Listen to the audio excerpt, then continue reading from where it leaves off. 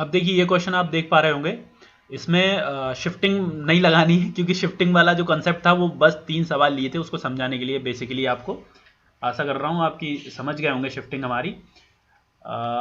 अभी आप देखिए, जैसे ये एक सवाल दिया गया है कि एक आर्टिकल है, इस सवाल को आपको ध्यान से पढ़ना है क्योंकि ये जो अर्थमेटिक है आपको भी पता है कि अर्थमेटिक किसके हिसाब से चलती है। अर्थमेटिक चलती है आपकी जो कॉम्प्रीहेंशन एबिलिटी आपकी होती है चीज़ों को समझने की। मतलब आप इस सेंटेंस को पढ़ के क्या अर्थ निकाल रहे हैं, आपका पूरा उत्तर उस चीज़ पर निर्भर करता है। जैसे ये सवाल है, ये सवाल कह रहा है an article is sold on profit when a discount is given on the mark price, okay, and on loss of loss of 1 rupee if 10% more discount is given, if 10% less discount is given then profit increased by 5 rupee, then find the initial profit if profit in rupees। Hindi में पढ़िए, एक वस्तु वो लाभ पर बेचा जाता है जब अंकित मूल्य पर छूट दी जाती है और एक रुपए की हानि पर 10% अधिक छूट जाती है, मतलब छूट दी जाती है। आप मान लो, इसको आप समझना, फिर मैं समझाता हूँ।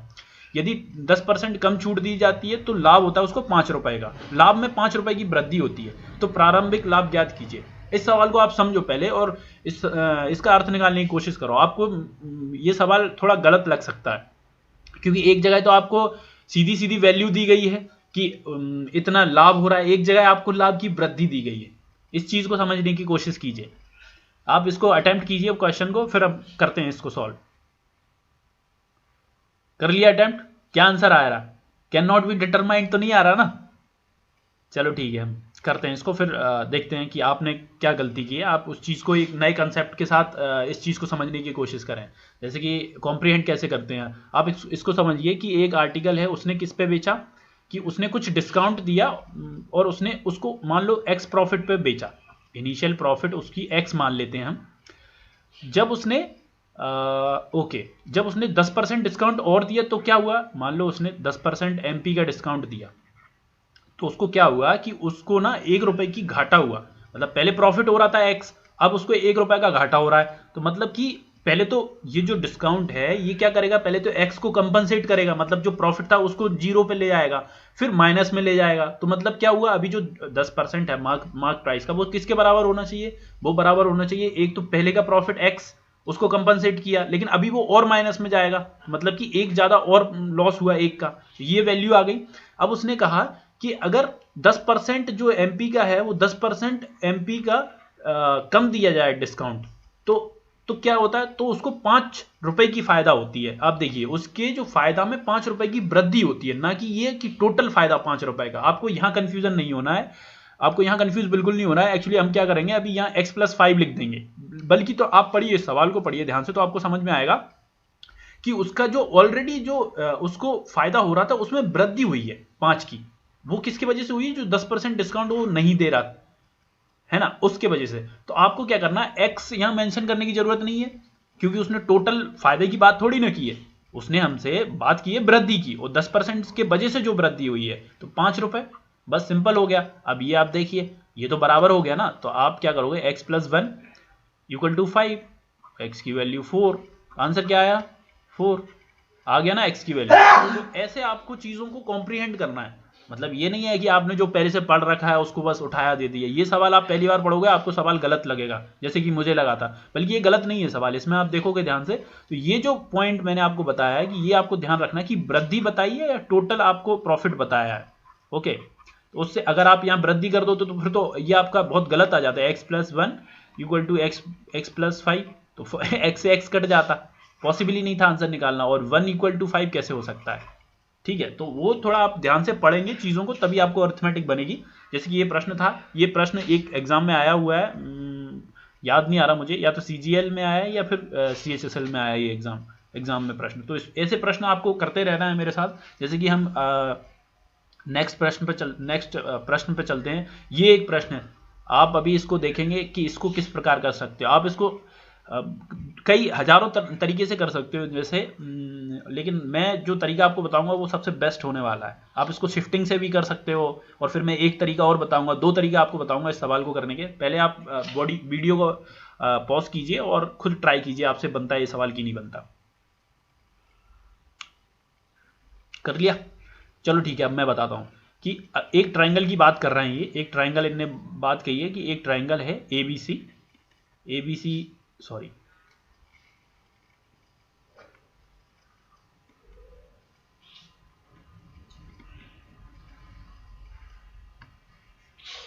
एक ट्राइंगल है ए बी और सी, ठीक है।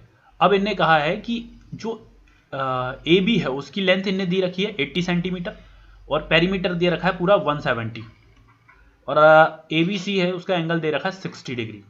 अब इनसे पूछा है कि शॉर्टेस्ट साइड है ट्राइंगल की वो आपको निकालनी है। तो आप इसमें क्या करोगे, आप इसमें पहले तो शॉर्टेस्ट ढूंढते फिरोगे, है ना। वो एक तरीका हो सकता है, आप x मानो y मानो फिर टोटल में से माइनस करो, क्वाड्रेटिक इक्वेशन सॉल्व करो। लेकिन मैं जो तरीका बता रहा हूँ वो एकदम बिल्कुल झकास तरीका आपको बताता हूँ। जैसे आप क्या कीजिए, इधर से इसमें से एक परपेंडिकुलर ड्रॉ कर दीजिए, परपेंडिकुलर 90 डिग्री पे, ठीक है। ये 60 है तो आपको भी पता है अगर 60 के सामने वाली वैल्यू क्या आती है √3 और ये नीचे की 1 हो जाएगी और ये 2 हो जाएगी। अगर 2 रेशियो की वैल्यू 80 दी है तो इसकी वैल्यू कितनी आ जाएगी 40 और √3 की वैल्यू क्या आ जाएगी 40 √3। अब आप इसमें कुछ भी लगा सकते हो, आप इसको मान लो, इसको a मान लो और इसको b मान लो, तब भी आप सॉल्व कर सकते हो। लेकिन मैं जो बता रहा हूं वो आप क्या करो, इसको a मानो, इसको a मान लो और इसको आप देखो टोटल पेरीमीटर 170 था। अब ये 80 + 40 कितना हो गया, 80 + 40 120 हो गया। 120 आपने माइनस किया तो बचा क्या 50। अब 50 में से आपने a इसको मान लिया तो 50a ये हो जाएगा, बचा हुआ 50a हो जाएगा। अब आप इसमें पाइथागोरस लगा सकते हैं। आप पाइथागोरस कैसे लगाओगे, आप पाइथागोरस लगा दीजिए।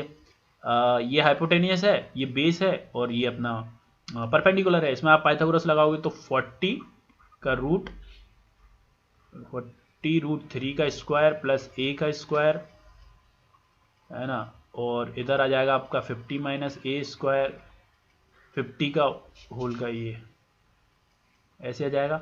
आप इसको सॉल्व करोगे तो क्या आएगा, आपको सॉल्व करोगे तो ये 4 4 16 16 4 4800 किसके बराबर हो जाएगा ये देखो। आप पहले मान लो, अब ये आप क्या करो, इस a को इधर ले आओ तो एक इक्वेशन कैसी बन जाएगी 50 - a का whole square minus a square.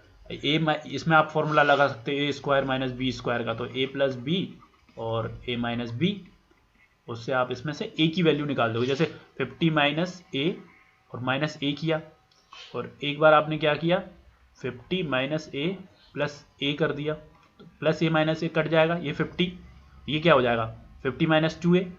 तो आप इसको सॉल्व करोगे तो क्या आएगा 50 - 2a equal to 4800 divide by 50। a की वैल्यू क्या आ जाएगी, a की वैल्यू आपकी आ जाएगी माइनस में, a की वैल्यू आ जाएगी माइनस में, आपकी a की वैल्यू क्या आ जाएगी -23। सॉल्व करोगे आप इसको। अब आप कहोगे कि यार ये तो गलत हो गया सर, आप यहाँ इसको छोड़ दोगे।